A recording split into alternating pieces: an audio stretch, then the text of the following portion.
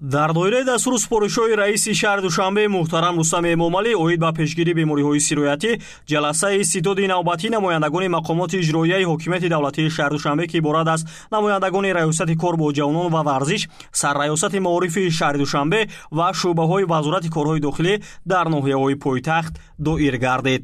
дар ҷаласаи мазкур таъкид шуд ки корҳои фаҳмондадӣ ҷиҳати риояи қоидаҳои беҳдошти шахсӣ ва пӯшидани ниқоби муҳофизатӣ бояд мунтазам гузаронида шавад. бо вуҷуди коҳишёбии шиддати сирояти бемории коронавирус дар кишвар сокинонро мебояд эҳтиёткор бошанд ва қоидаҳои беҳдоштро риоя карда аз ниқобҳои муҳофизатӣ истифода баранд. ҳамин тавр дар ноҳияҳои пойтахт гурӯҳҳои корӣ ташкил ва сафарвар гардиданд. гурӯҳи кории навбат ба ноҳияҳои Фирдавсӣ, Исмоили Сомонӣ ва Шоҳмансури шаҳри Душанбе сафарвар гардида аз боғҳои фарҳангӣ, фароғатӣ ва кӯчаву хиёбонҳои пойтахт дидан карданд. ҳангоми бурдани корҳои тарғиботӣ дар кӯчаву хиёбонҳо ва боғҳои фарҳангии пойтахт мушоҳида карда шуд ки сокинон бениқоб гашту гузор намуда истоданд ки ин хилофи қоидаҳои гигиенаи шахсӣ ҳангоми ҷараён доштани бемориҳои сироятӣ мебошад. дар ин рӯз аз ҷониби гурӯҳи корӣ ба ин нафарон ниқобҳо тақсим гардида бори дигар қоидаҳои ҳатмии гигиенӣ ба онҳо фаҳмонида шуд.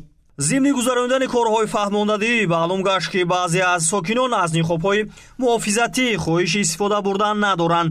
гурӯҳи кории вобаста шуда ин шахсонро бори дигар таъкид карданд ки риояи гигиенаи шахсӣ ва истифодаи ниқоб ба манфиат мебошад. намояндагони гурӯҳи корӣ ба якояки ин нафарон эҳтиёткорӣ хусусан доир ба бастани ниқоб дар ҷойҳои ҷамъиятӣ ва истифодаи маҳлулҳои антисептикӣ ҷиҳати пешгирии бемориҳои сироятиро фаҳмонида тавсияҳо доданд. дар ҳама ноҳияҳои пойтахт гурӯҳҳои корӣ дар маҷмӯъ 235 нафар сафарвар гардида корҳои фаҳмондадии бо аҳолӣ аз ҷониби ин нафарон дар шаҳри Душанбе идома дорад.